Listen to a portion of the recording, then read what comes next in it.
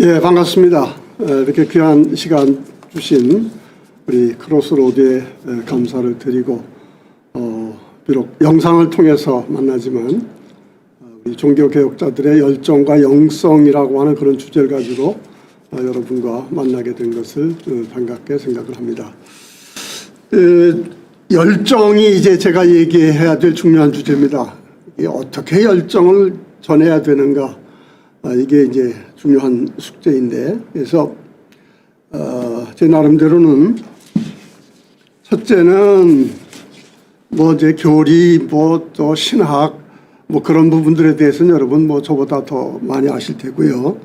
하여튼 루터하고 칼빈을 이제 주로 다룰 텐데, 뭐 시간상 더 많은 분들을 더 다룰 여유는 없고요.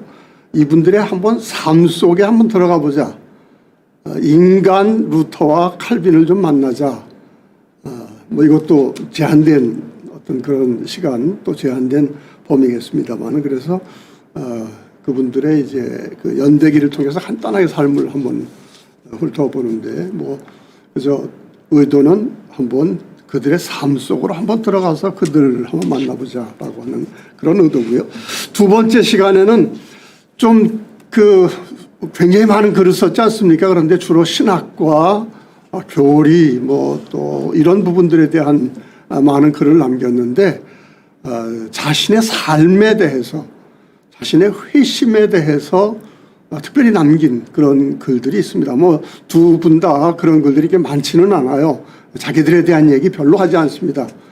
그저 성경 이야기, 하나님 이야기하는 그것이 그들의 주된 삶의 목적이었기 때문에 자기 자신들에 대한 이야기는 그렇게 많이 남겨 있지 않습니다만, 그래도 이렇게 자전적이고 고백적인 그런 이야기들이 좀 있습니다. 그래서 그런 이야기 몇 개 좀 골라서 한번 그들의 그 호흡을 좀 우리가 함께 같이 해볼 수 있지 않을까 하는 그런 의미에서 그들의 직접적인 자기 자신의 삶에 대한 그런 이야기를 한번 갖는 시간을 갖겠고요. 이제 세 번째 시간은 그들에게서 배울 수 있는 소위 영성이라고 하는 것을 제 나름대로 5개의 그 제목으로 정리를 해서 좀 말씀을 드리고자 합니다. 신학, 교리, 어떤 그런 것을 떠나서 그들의 영성, 열정, 어떤 이런 부분들에 대한 것을 좀 저희들이 생각해보는 그런 시간이 되었으면 합니다. 물론 특별히 영성에 대해서도 할 이야기가 많습니다. 그러나 여기에 대해서 강의를 하지 않고요. 그죠? 상식적으로 여러분이 가지고 있는 어떤 그러한 개념, 그런 것에 토대를 두어서 함께 우리가 강의를 진행하도록 그렇게 하겠습니다. 그럼 먼저 제목을 연대기로 본 개혁자들의 생애와 사상, 이 뭐 아주 너무 그저 간단하게만 되어 있습니다만은 제 의도는 여러분들이 한번 500년 그 세월을 좀 넘어서 그들 세계로 한번 들어가 보자, 그런 얘기죠. 1483년에 루터가 출생합니다만 그 30년 전에 오스만 제국, 이제 터키 또는 투르크라고 하죠. 콘스탄티노플을 점령을 하고요. 얼마 지나지 않아서는 오스트리아 비엔나, 비인이라고 하죠. 거기를 또 공격을 합니다. 그래서 터키가 그 당시 그 서방 교회에 굉장히 큰 위협이 될 때예요. 루터는 가끔 이 터키의 덕을 봅니다. 칼 황제가 루터를 이제 제거하기 위해서 많은 노력을 기울입니다만은 종종 터키가 말썽을 부려서 거기에 신경을 쓰느라고 이제 루터 신경 쓰지 못하는 그런 경우가 있습니다만은, 상당히 이제는 이 터키라고 하는 것이 영적으로도 정신적으로도 서방에 상당히 위협이 되던 그런 때였다라고 하는 의미에서 제가 첫 번째 그 오스만 제국에 대한 이야기로 시작을 합니다. 그 다음에 이제 루터가 그 가장 큰 빚을 진 것이 인쇄죠. 만일 인쇄술이 발달하지 않았다고 한다면 루터는 결코 종교개혁을 성공시키지 못했을 것입니다. 우리 1500년대 구텐베르크가 금속 활자를 발명을 하고 최초로 성서를 인쇄를 한 것이 바로 이제 1453년, 33년이니까요. 그래서 이제 루터가 이것으로 큰 영향을, 큰 도움을 받았다라고 하는 부분을 좀 말씀드리고자 합니다. 그 다음에 그 당시에 이제 중요한 역할을 하는 사람이 에라스무스고요. 인문학 굉장히 중요한 역할을 미치죠. 이 분야 또 많은 이야기를 필요로 합니다만은 그때 인문학의 왕자라고 했던 에라스무스가 루터 당시 태어납니다. 그리고 루터보다 한 회 뒤에 한 회 지난 다음에 이제 스뱅글리가 탄생을 하고요. 그 다음에 우리 잘 아는 토마스 민처, 농민 전쟁과 관련해서 과격파로 되게 분류가 되고 공산주의 그쪽 계통의 신학자들을 통해서 이제 좀 재발견된, 그래서 좀 민처가 상당히 활발하게 연구되었던 그런 때가 있습니다. 아무튼 이 토마스 민처도 같은 시대고요. 이제 종교개혁의 또 다른 영역이 영국 아닙니까? 뭐 영국 헨리 8세가 결혼 문제로 인해서 로마하고 결별하는 그런 이야기 잘 합니다. 아무튼 영국 성공회, 영국의 국교회가 이제 따로 떨어져 나가는데 그 역할을 했던 헨리 8세가 역시 루터와 같은 그런 시대 사람이고, 또 중요한 사람이 로열라죠. 이그나티우스 로열라 예수회를 창설함으로써 소위 카운터 레포메이션, 반종교 개혁의 그 앞장서는 상당히 중요한 역할을 합니다. 굉장히 중요한 역할을 하는 이 사람이 이제 또 그 당시 1491년에 출생을 하게 됩니다. 세계사적으로 또 과학적으로도 상당히 많은 그런 사건이 일어난 때가 바로 루터 때입니다. 콜럼버스가 신대륙을 발견한 것이 1492년이에요. 1492년이니까 루터가 10살 때쯤 되었을 때 이러한 일이 일어납니다. 좀 그 당시에 신성 로마 제국, 독일 제국이라고 하기는 좀 그렇죠. 또 독일 지역입니다. 독일 지역을 그때 당시는 이제 신성 로마 제국이라고 했는데, 그때는 우리 스위스하고는 나중에 그 좀 분리가 됩니다만은 봉건 제도였죠. 그래서 이제 여러 그 제후들이 영토를 나누어서 다스릴 그때였습니다. 실제로 황제가 있었습니다만은 황제는 제후들의 협력 없이는 큰 힘을 발휘할 수가 없었어요. 루터가 속해 있었던 곳의 영주가 바로 선제후 프레드리 3세입니다. 굉장히 훌륭한 사람이었던 것으로 알려져 있고요. 또 루터에게 큰 도움을 줍니다. 이 사람이 아니었다면 아마 루터의 종교개혁 성공하지 못했을 것이다, 뭐 이렇게 얘기할 수 있을 텐데, 이 사람이 이제 1502년 루터 활동의 이제 본거지가 될 비텐베르크 대학을 설립을 하게 됩니다. 원래 그 짝센 지역이 분할되죠. 분할돼서 그 이제 그 좀 대립적인 그런 그 짝센 지역에 그 라이프치 대학이 글로 들어가게 됩니다. 그래서 이제 우리 이쪽 짝센 선제후가 바로 그 라이프치히 대학에 필적할 만한 그런 대학을 세워야 되겠다 해서 비텐베르크 대학을 세웁니다. 말하자면 신생대학이었죠.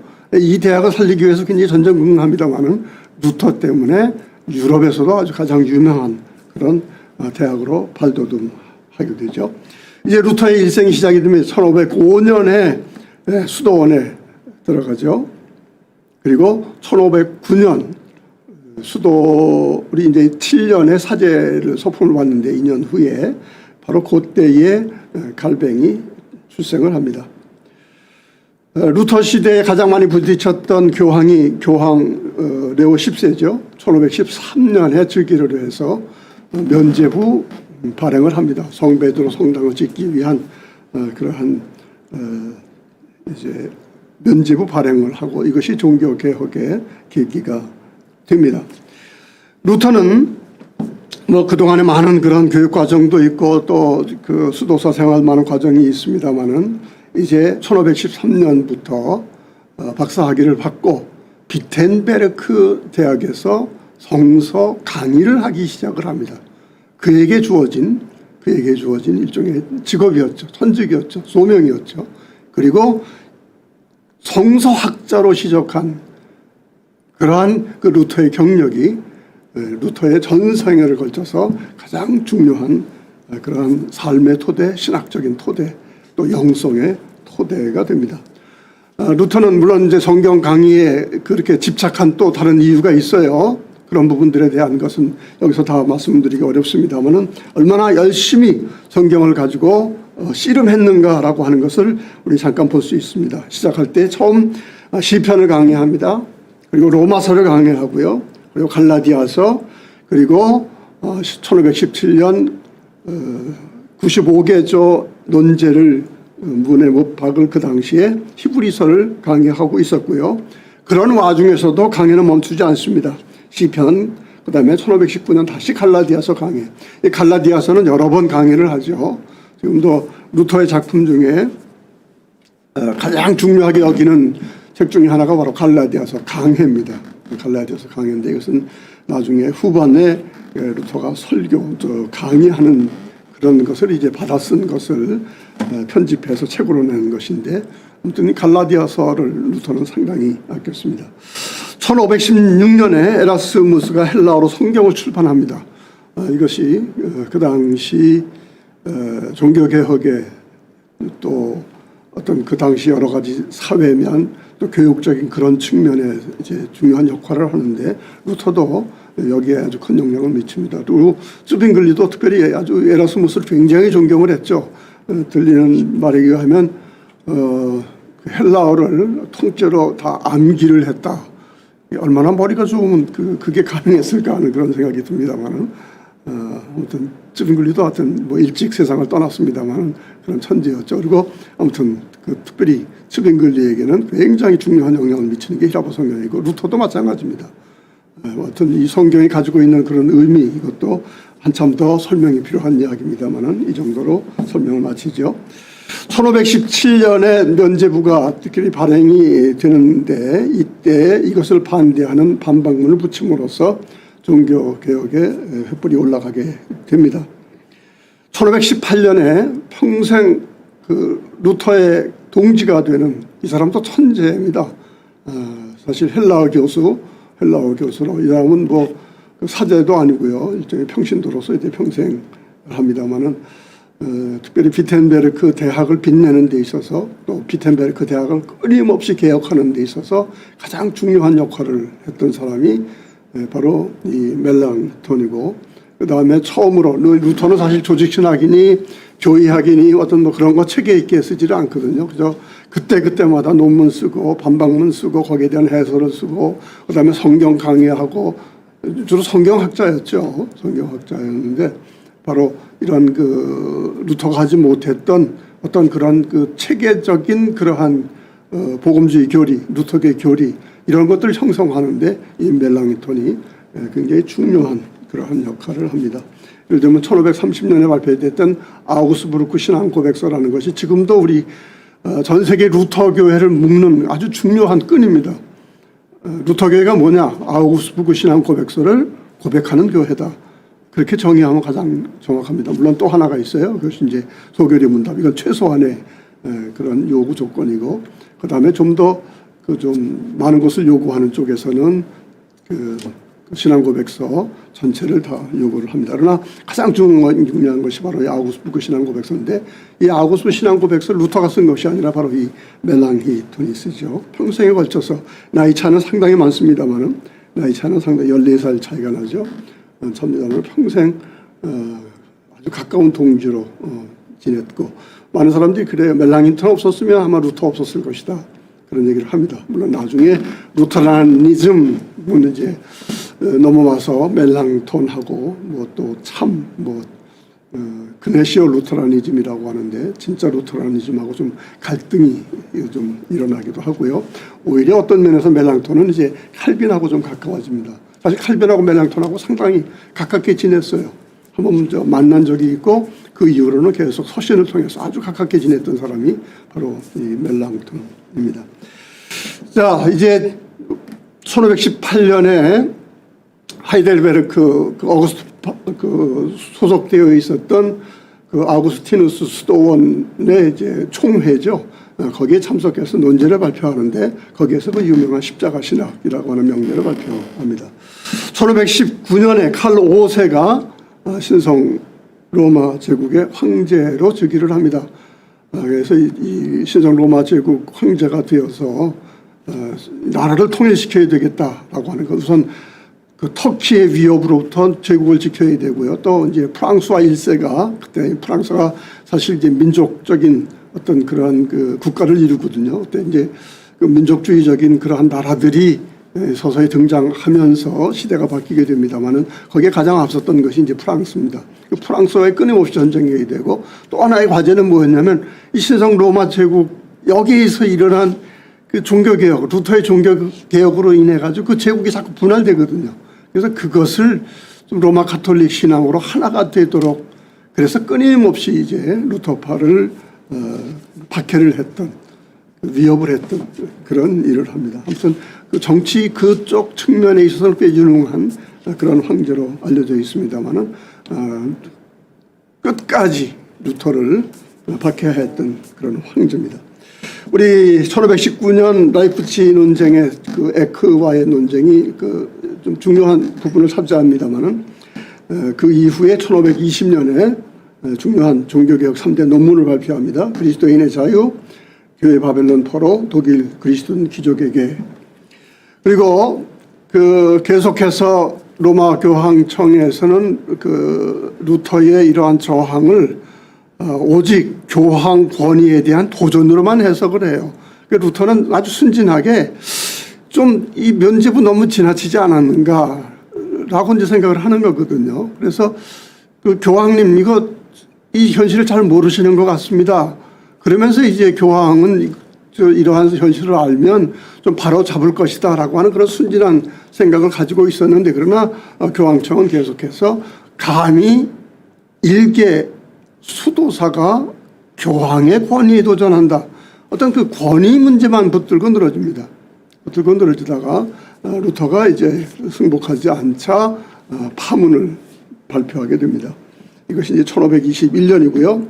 이 파문을 실행하기 위해서는 이제 그 로마 제국, 신성 로마 제국 거기에서 이제 다시 확인이 되어야 되기 때문에 이 문제를 가지고 1521년에 제국 의회가 뭡니다. 이것이 그 유명한 보름수 제국의회죠.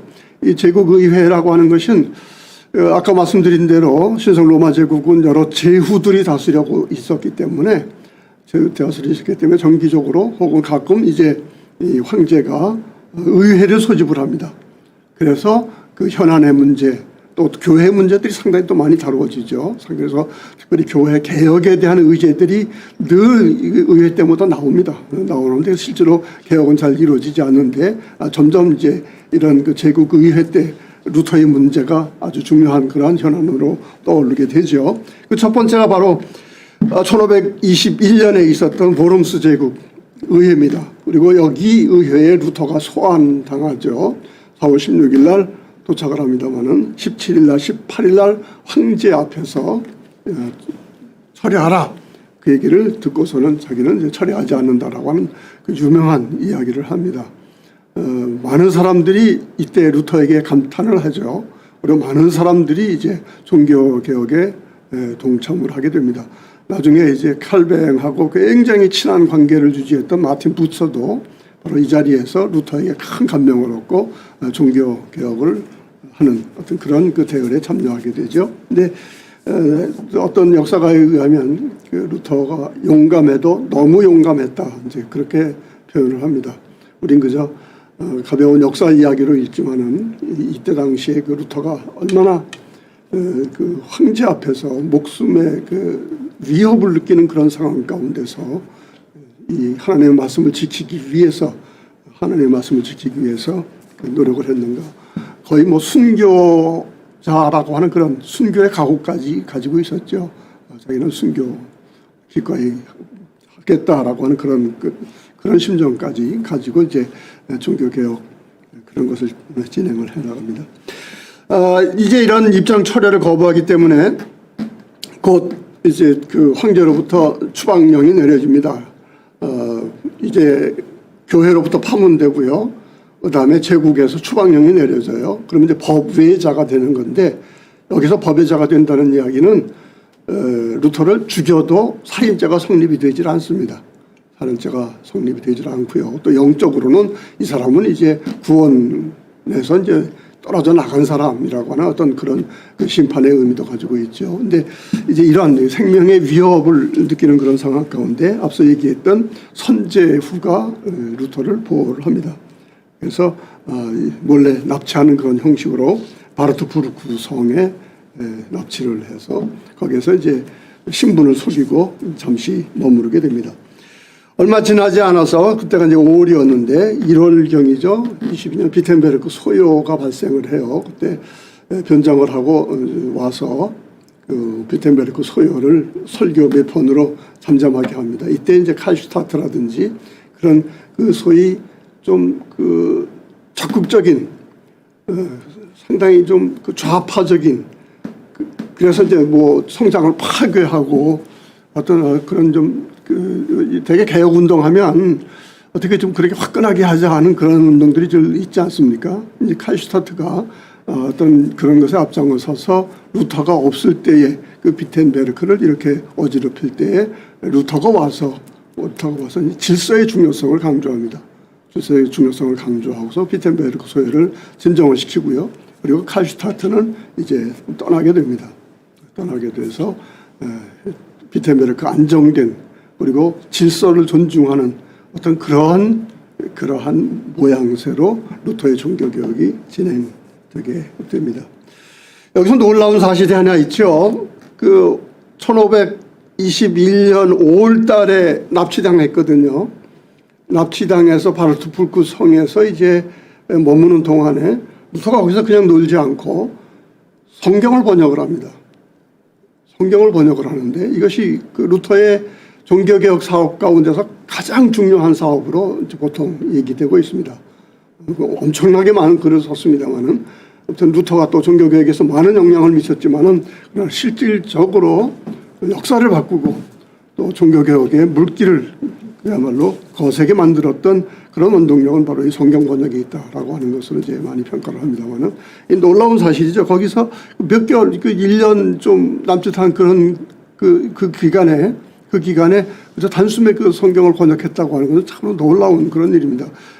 뭐 말에 의하면 어느 기록에 의하면 자기는 이제 얼마 살지 못할 것이다. 자기는 얼마 살지 못할 것이다. 순교당할 것이다. 라고 하는 그런 각오를 가지고 그러나 하나님의 말씀을 우리 독일 민족에게 독일 사람들에게 이제 들려줘야 된다라고 하는 그런 그 사명 의식을 가지고 성경 번역하는 일을 했다고 합니다.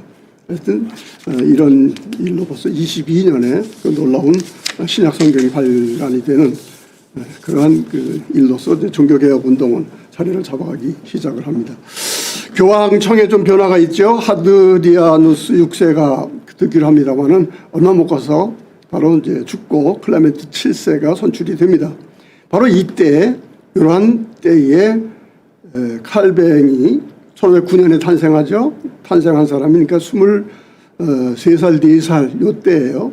요때 파리로 유학을 갑니다. 노영이라고 하는 그러한 그 조그만 그 북부 도시에서 태어났는데 그 굉장히 아주 어렸을 때부터 아주 그 머리가 좋고 공부 잘했던 그런 소년이었어요. 상당히 머리가 뛰어난 그런 소년이었는데 파리로 가서 유학을 합니다. 여기에 그 학창 생활에 대한 기록 굉장히 많이 그 전기들 보면 나옵니다만은 이때에 유럽은 굉장히 혼란 속에 빠집니다. 1524년, 25년 농민전쟁이 벌어지죠. 여기에서 이제 민저가 중요한 역할을 하는데 여기에서 죽습니다. 죽고 루터가 이제 이것 때문에 많은 욕을 먹죠. 그러나 또 뭐 루터 변호하려면 또 얼마든지 변호할 수 있는 어떤 그런 것이 있습니다만은 하여튼 여기에서는 뭐 그런 자세한 이야기는 나눌 수가 없습니다. 25년에 이러한 심각한 판에 루터가 이제 결혼을 하죠. 그래서 주위 사람도 다 놀랍니다. 특별히 이제 멜랑톤이 아주 가까운 친구였던 멜랑톤이 이 결혼 문제에 대해서 굉장히 실망을 합니다. 굉장히 실망을 해요. 그러나 루터는 아주 상당히 당당하게 결혼을 하게 됩니다. 이때 카타리나 폰 보라 그 나이 차이가 좀 있습니다만은 상당히 똑똑했던 그리고 루터의 종교개혁에 있어서도 여러 가지 면에서 뭐 가사뿐만 아니라 모든 면에 있어서 큰 그런 뒷받침이 되어졌던 사람이 이제 카톨리나 보라입니다. 1525년에 이제 루터의 그 이제 독자성이 드러나기 시작을 해요. 첫 번째 부딪혔던 것이 이제 에라스무스. 그때 그 절대적으로 영향을 미쳤던 그 에라스무스와 논쟁을 벌이게 되는데, 이제 그 논쟁 끝에 나온 것이 노예 의지론입니다. 잘 알려져 있지는 않습니다만 틴데일이 이 당시에 상당히 중요한 종교개혁자입니다. 성경을 번역하죠. 또 얼마 있지 않아서 그 죽은 그걸 뭐라고 그러니까 부관 잠시라고 그러나요? 그런 모욕도 당하고 그렇게 합니다만은 이 틴데일이 영어 신약 성경을 출간한 데가 바로 이때입니다.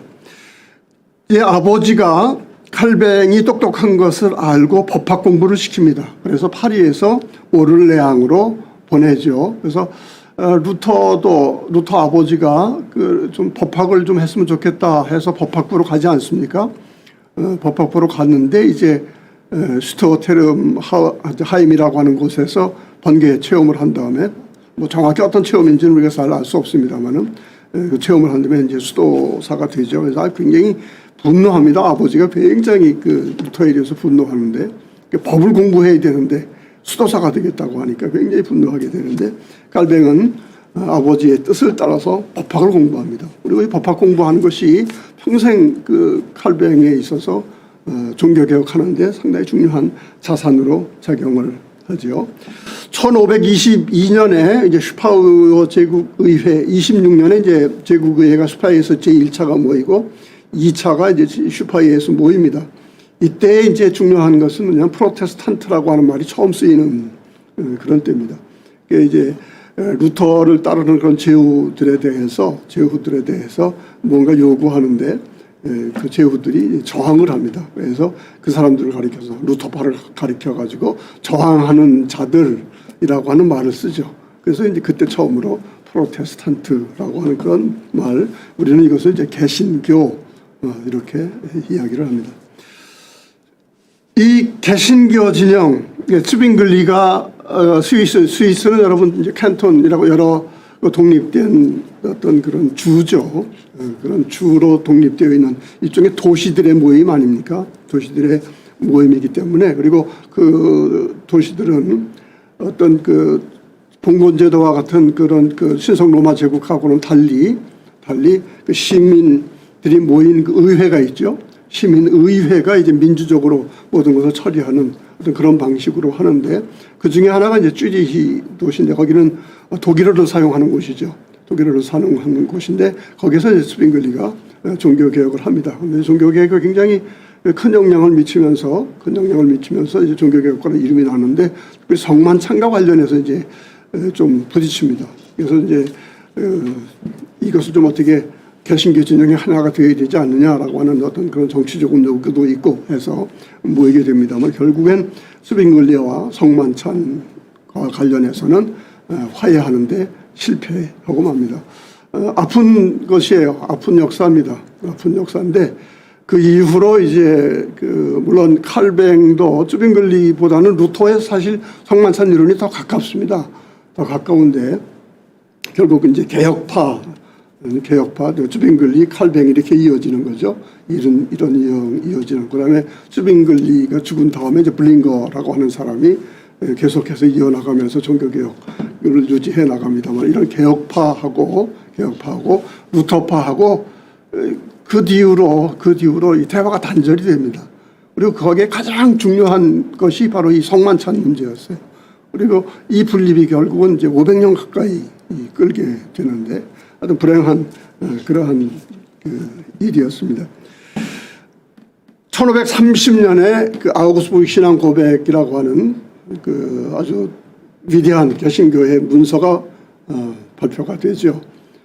개신교의 최초의 신앙 고백 문서입니다. 칼뱅도 이 문서를 존중했죠. 굉장히 존중을 했습니다. 그러니까 개신교의 일종의 헌장과 같은 그런 신앙 고백서인데, 아까 말한 대로 멜랑턴이 쓴 것이죠. 물론 황제는 또 황제파 또 카톨릭 측은 받아들이지 않죠. 받아들이지 않고 그것을 거부를 합니다만은, 그러나 루터 진영, 복음주의 진영, 개혁파 진영은 바로 야고보서 신앙 고백 속에 담겨 있는 그런 복음주의적 정신을 가지고 종교개혁의 길을 계속 나가게 됩니다. 31년에 칼뱅의 부친이 사망을 해요. 뭐 이제 어떤 캐톨릭 측으로부터 교회에 상당히 깊숙이 관련되어 있던 그런 사람이었는데 좀 뭐 배신 비슷한 걸 당하죠. 아픔을 당합니다. 아픔을 당하던 그런 역사가 있습니다만은, 그런 가운데 이제 부친이 사망을 하게 되고, 부친이 사망하게 되자 아버지가 이제 법학 공부하라고 했던 것인데 그것을 접고 신학 공부로 전환을 하게 됩니다. 1531년에 루터 갈라디아서 강해를 다시 하고요. 그리고 1531년에 쯔빙글리가 용병으로 나섰다가 이제 사망을 하게 됩니다. 그래서 아까운 사람이, 이 사람도 상당히 훌륭한 사람이었는데, 굉장히 훌륭한 사람이었는데, 그리고 아주 설교자로도 굉장히 유명한 그런 사람이었는데 결국 이렇게 사망을 합니다. 1532년에 드디어 이제 칼뱅이 실력을 나타내기 시작을 합니다. 32년이니까 불과 23세예요. 23세인데 세네카, 로마 철학자죠. 세네카의 관용론이라고 하는 책에 주석서를 발표합니다. 주석서를 발표해요. 물론 이 책은 그렇게 관심을 끌지 못해요. 관심을 끌지 못하지만은 바로 이때 바로 저술가로서 첫 발을 내딛기 시작을 합니다. 그리고 이제 33년에 여러분 잘 아시는 대로 친구가 있었죠. 존 콥이라고 하는 가까운 친구가 있는데 파리 대학의 총장으로 취임을 하는데 취임사를 이제 칼뱅이 써줬다.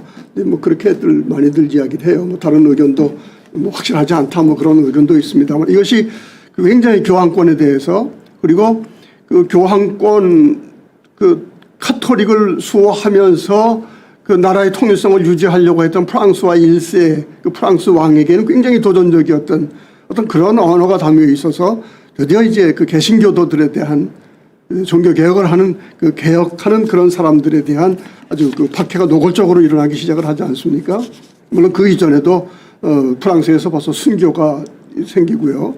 루터를 따르는 사람이 순교를 당하기도 하고, 또 제세례파 운동도 굉장히 활발하게 일어나고 거기도 박해당하고 하는 그렇습니다만은, 이제 칼뱅과 관련해서 본격적으로 이제 박해를 받게 되는 것은 이 사건이죠. 취임사 사건인데, 이 사건 때문에 이제 목숨의 위협을 느끼고 피신하게 됩니다. 그래서 조국 프랑스를 떠나서, 그래서 이제 자기의 조국도 아닌 제네바에 가서 결국 일생을 보내는 그런 계기가 되는 것이죠.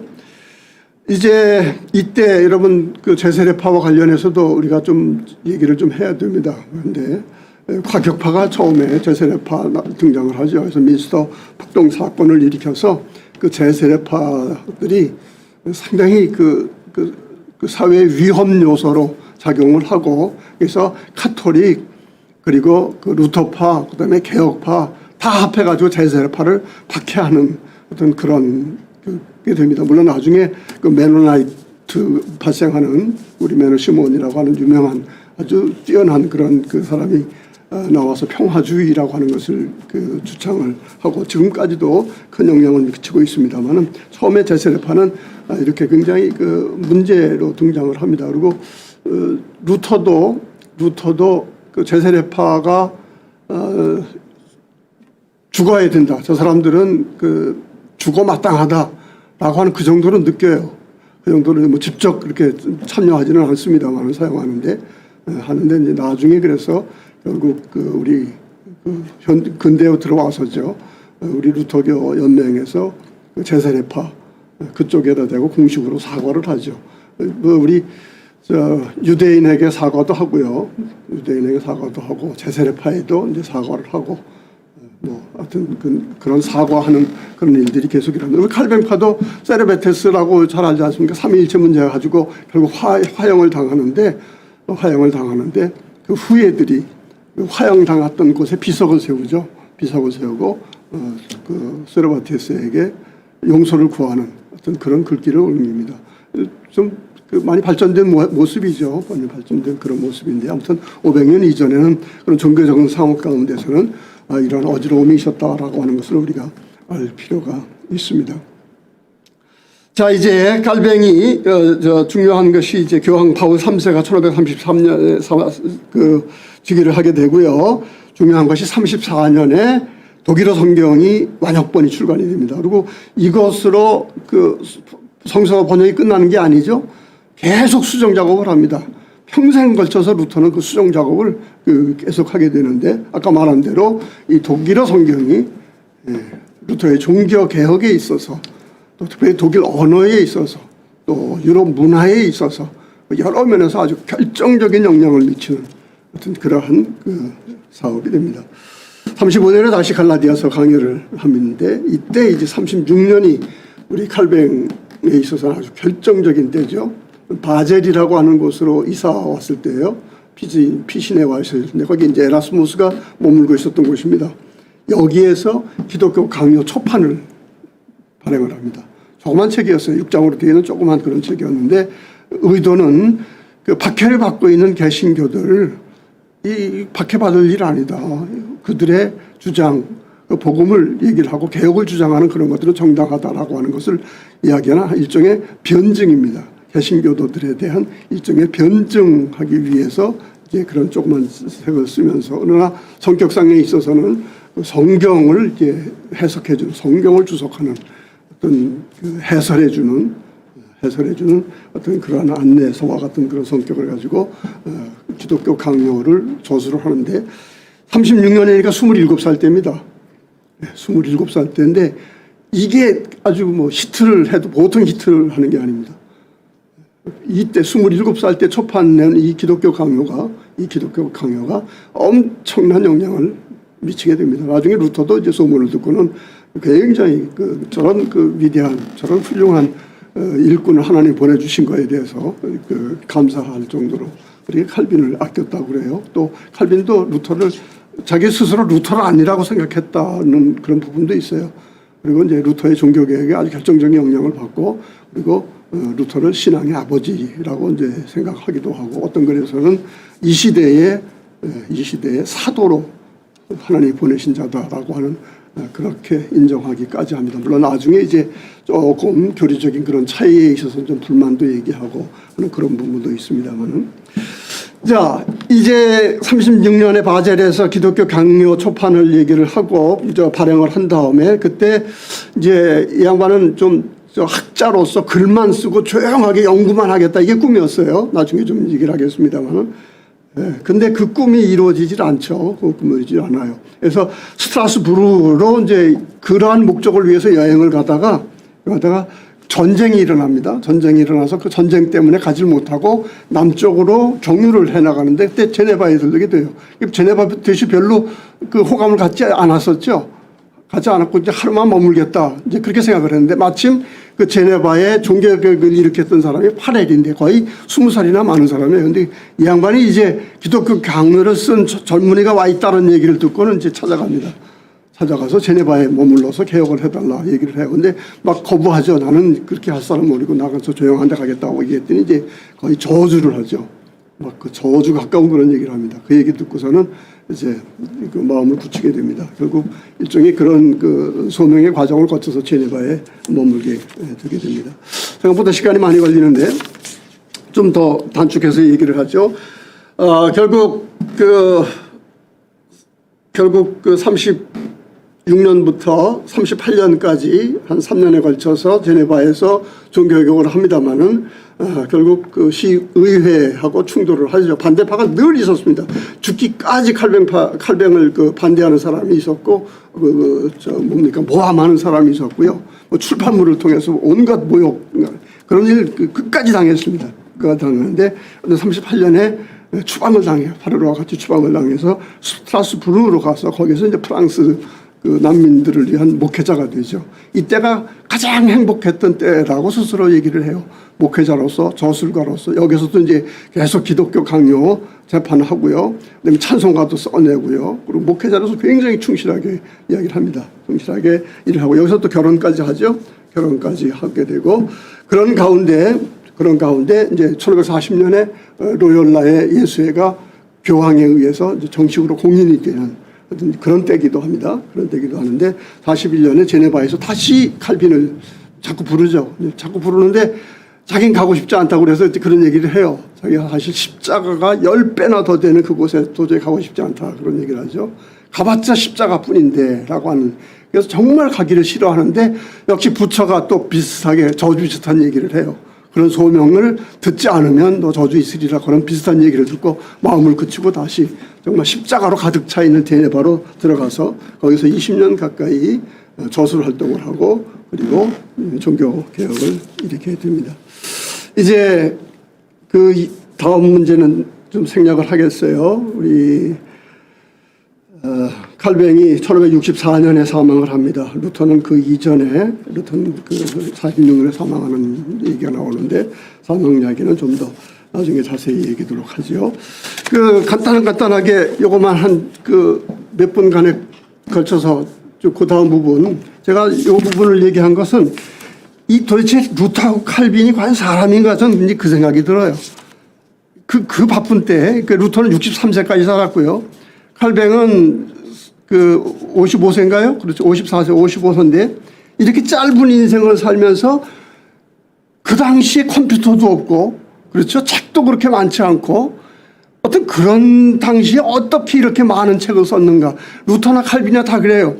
평생 칼빈 책만 읽어도 다 읽지 못할 그런 분량을 칼빈은 써냈습니다. 근데 앉아서 그것만 썼느냐 안 그래요. 가족이 늘 붐볐죠. 자기 남동생이 늘 같이 있었어요. 아들이 여덟이나 됐습니다. 자식이 여덟이나 됐고, 결혼을 2번이나 했고, 또 여동생도, 이복 여동생도 같이 있었고, 그리고 결혼했는데 그 재혼한 거 아닙니까? 그 아들 전처에게서 그 아들 2이나 있었어요. 계속 다니고 있었습니다. 복작복작했었어요. 그런 가운데서도 이런 일을 했다고 하는 것은 오늘 주제, 이런 열정이 도대체 이 사람들은 어디서 나왔는가라고 하는 그런 점입니다.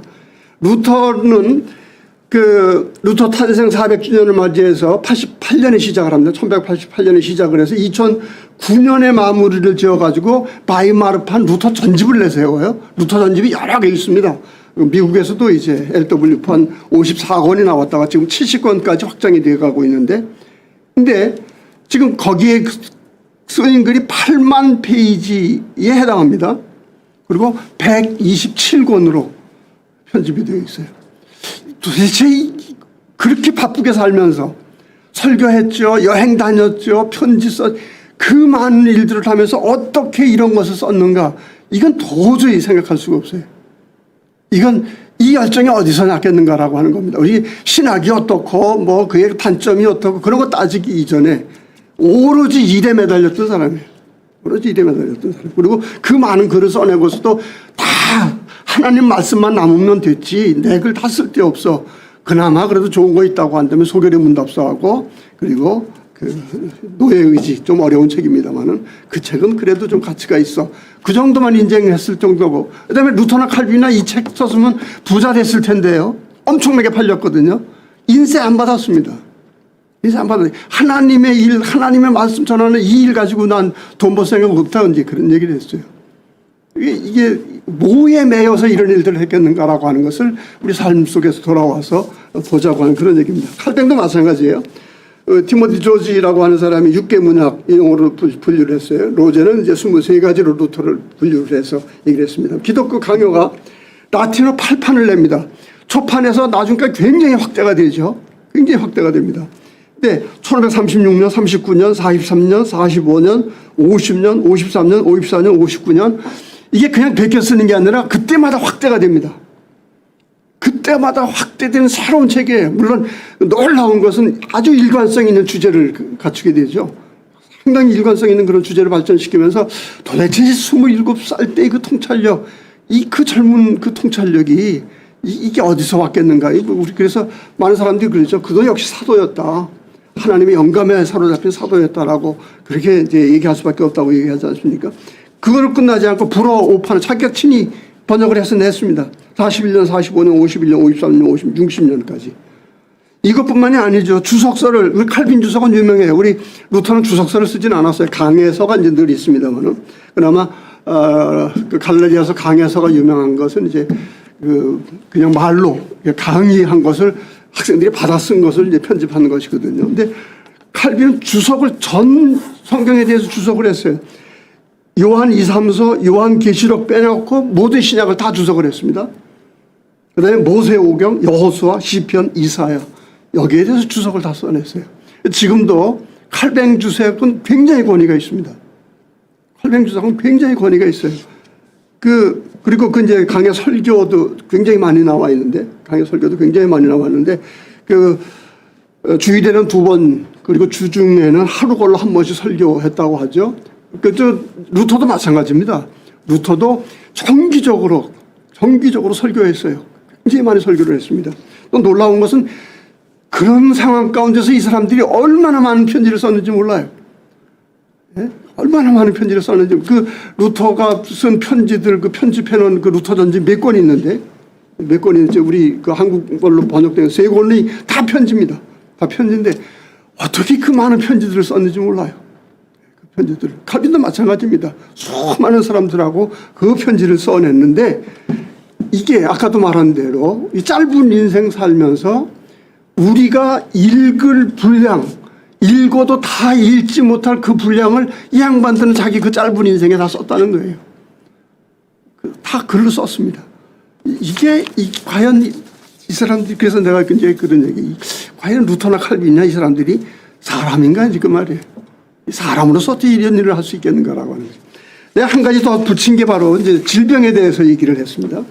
질병에 대해서, 이게 이제 루터 혹시 비텐베르크 그 루터 도시라고 하지 않아요? 거기 가면은 관광 여러 경로가 있습니다. 근데 한 방에 가면은 루터의 그 전신이 그려져 있고, 그리고 각 이 몸, 이 지체마다 막 부분마다 어떤 병이 있었는지, 루터가 알았던 병들이 어떤 병들이었는지 그 쭉 그렇게 전시해 놓은 게 있어요. 종합병원이었습니다. 종합병원이었어요.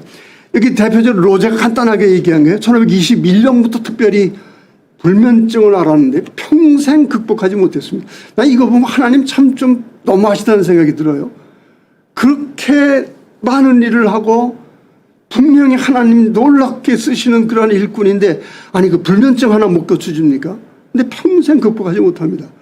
이제 요즘 얘기하면 사실 우울증 그 이전부터 있었고요. 그다음에 이제 루터의 정신분석적인 그런 그 작업들은 옛날부터 있었어요. 뭐 에리크가 우리 잘 알려져 있는 그런 사람입니다만, 에리크가. 근데 하여튼 물론 정신병자라고 얘기하는 것을 우리 수학자들은 전혀 동의하지 않습니다. 도대체 정신병자가 어떻게 이런 글들을 써낼 수 있었겠는가라고 하는 그런 얘기죠. 한마디로 얘기하면. 예? 정신병자가. 근데 아무튼 굉장히 많은 정신병 굉장히 아주 심각하게 알았어요. 그 다음에 담석증을 알았는데, 담석증 여러분 얼마나 아픈지 아시죠? 이 양반이 한번 이것 때문에 거의 제가 그 편지를 번역을 했기 때문에 알아요. 번역을 하는데 슈말칼 그쪽으로 여행을 하다가 담석을 앓기 시작하는데 거의 장례 준비를 했었습니다. 장례 준비를 했었어요. 이제 도저히 이제 루터도 포기하고 다른 사람 다 포기하고 그러다가 이제 오줌으로 나왔는데 막 돌멩이 많아다고 그런 묘사가 나왔는데, 그동안 이게 얼마나 고생했을까 여러분 기억하죠? 고질적인 기병이 있었어요. 기병이 있어가지고 그 양반 설교하다 넘어질 때가 있었습니다. 어지러우니까. 이게 어떤 병이냐. 하여튼 뭐 현대병으로 여러 가지 얘기를 합니다만, 그럼 협심증이라고 하는 게 여러분 굉장히 고통스럽죠. 고통스러운데 결국 협심증으로 죽습니다. 협심증으로 죽어요. 그 다음에 소화기 계통에 가면 변비, 가면 설사, 편지할 때마다 본보라기 편지할 때마다 여기 물이 안 맞아서 내가 지금 설사 중이고, 그 다음에 당신이 없는 만든 그 맥주가 그립다. 왜? 그것 때문에 소화가 안 되고, 맨 그 얘기, 변비 얘기, 설사 얘기만 하고 앉아있어요. 여러분 이게 얼마나 큰 고통인지 아시죠? 칼빈 자기가 이제 죽기 얼마 전에 자기가 직접 어느 사람에게 쓴 편지에 이렇게 얘기했어요. 관절염, 신장, 결석, 치질, 열병, 변비, 심한 소화불량. 자기가 뭐만 먹었다 그러면 위벽에 딱 달라붙었대. 자기 표현이 그래요. 먹었다 그러면. 천식, 종기, 오줌 대신에 피가 나오는 병. 이 모든 병들이 말하자면 군대같이 나를 공격하고 있다. 여러분 이러고 맞섰어요. 그리고 나중에 그 잘 알려져 있는 일이죠. 좀 건강 좀 생각해서 쉬십시오. 그럴 때 여호수아서를 주석을 하고 있었어요. 여호수아를 주석하면서 좀 쉬십시오, 건강 생각합시오 그럴 때 뭐라 그랬어요?